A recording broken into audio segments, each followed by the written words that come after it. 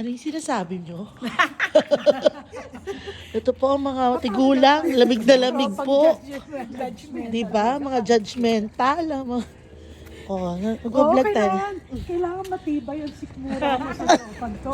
Pag hindi matibay, walang tatagal sa atin. Diba pag sensitive ka? Yeah.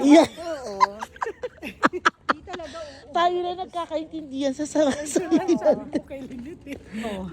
Sige. Talaga katawan mo. Sabi ko lang, nilait pa yung pasyente. Ano sinabi ko? Sabi mo, bakit ganyan ba talaga yung katawan mo?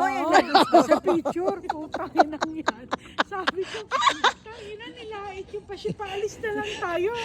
Ay, ano ka ba? Natural yun. Sabi nga, nagpasalamat pa nga si Lynette eh. Sabi ko, salamat.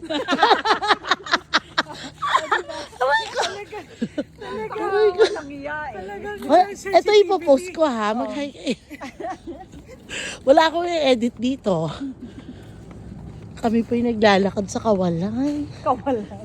Lamig na lamig po ang mga matatanda.